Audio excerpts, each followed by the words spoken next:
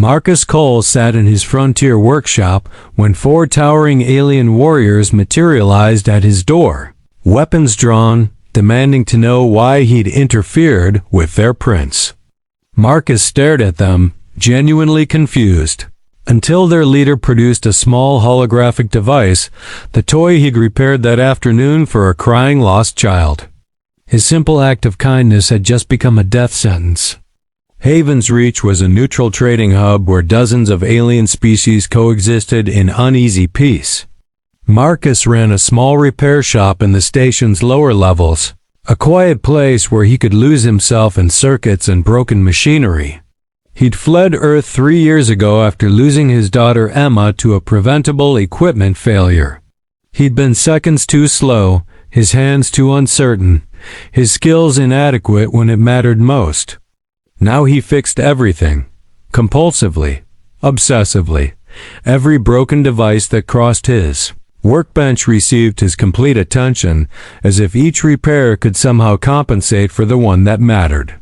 That afternoon, a small alien child had approached his shop, crying over a broken holographic toy. The child was clearly lost, terrified, speaking a language Marcus didn't recognize.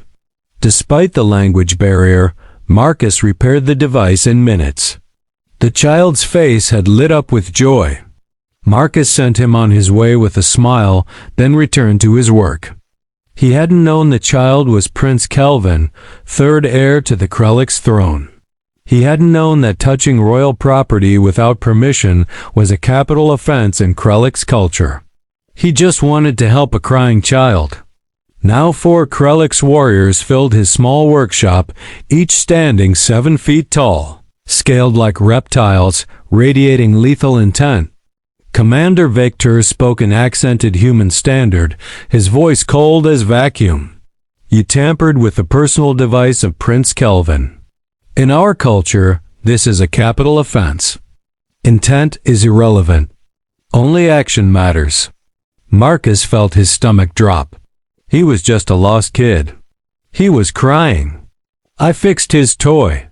The law is absolute, Victor replied, activating restraints. You will stand trial. Marcus thought of Emma, of how trying to save her had broken him. Now helping another child would kill him. Then one warrior noticed Marcus's workshop filled with broken devices from dozens of species, all bearing marks of desperate owners. Poor families, refugees, laborers. Why do you hoard broken things? Victor demanded. I don't hoard them, Marcus said quietly. People bring them because I fix them for free when they can't afford station rates. He showed them a child's breathing regulator for a family who couldn't afford replacement, a communication device for a deaf elder. Victor was unmoved. Your charity doesn't change the law. A small voice interrupted from the doorway. Prince Kel'van had followed the warriors, escaping his handlers. He ran to Marcus, wrapping small arms around the human's leg, chattering rapidly in Krell'ix.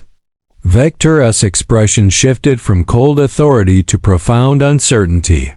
The prince was claiming Marcus as a protector. Victor ordered his warriors to stand down and contacted the royal palace.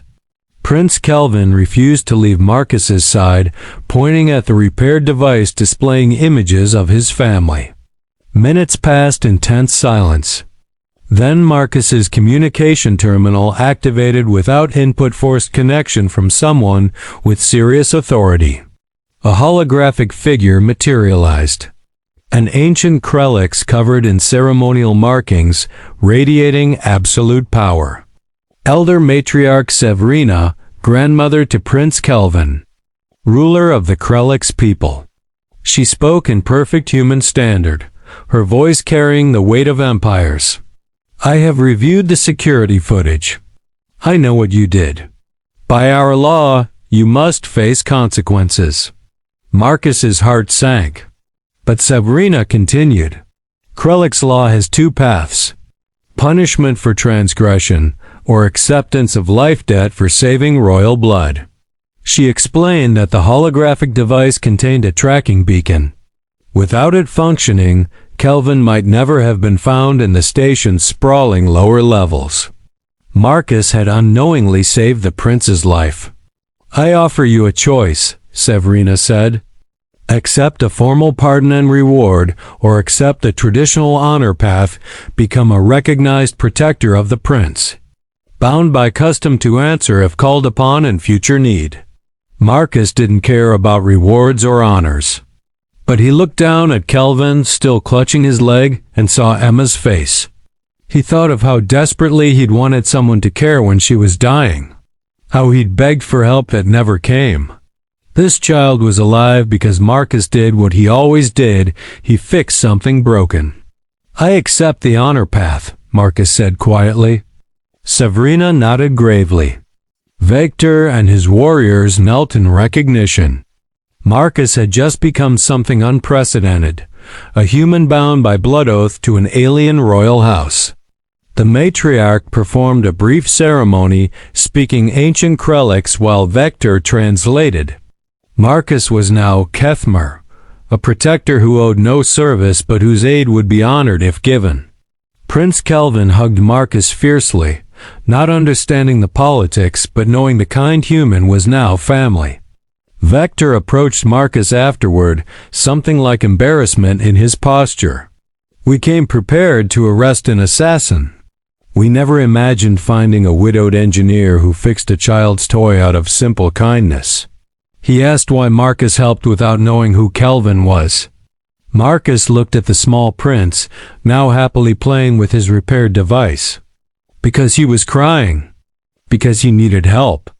Because that's what you do for children." The simplicity of the answer seemed to shake Vector's worldview.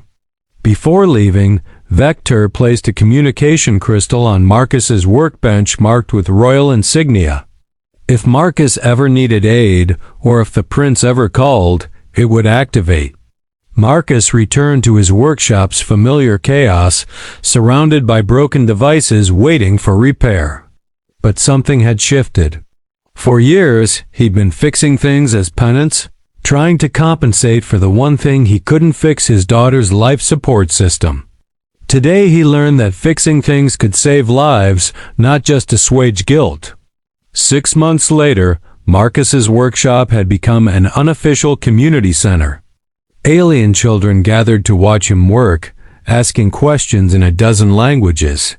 Prince Kel'van visited weekly, learning human standards so he could talk to Marcus properly. He brought broken things from the palace not as repairs, but as excuses to spend time with a human who treated him like a child, not a political asset. The Krell'ix had quietly spread the story through diplomatic channels. A human saw their lost prince and responded not with calculation or fear, but with simple compassion. Marcus understood now that he'd been looking at his past wrong. He couldn't save Emma. That truth would never stop hurting. But the obsessive care he brought to every repair, the inability to walk past something broken without trying to fix it, that wasn't penance. That was love continuing beyond loss. Prince Kel'van, now fluent in human standard, asked Marcus why he helped so many people for free. Marcus thought of his daughter, of all the broken things he'd fixed, of all the small kindnesses that ripple outward in ways we never see. Because someone somewhere is always crying over something broken. And if I can fix it, why wouldn't I? The Krell'ix recorded the words in their cultural archives. They found them untranslatable. Their culture had no word for what Marcus embodied. So they created one, human heart, meaning to help the helpless simply because they need it.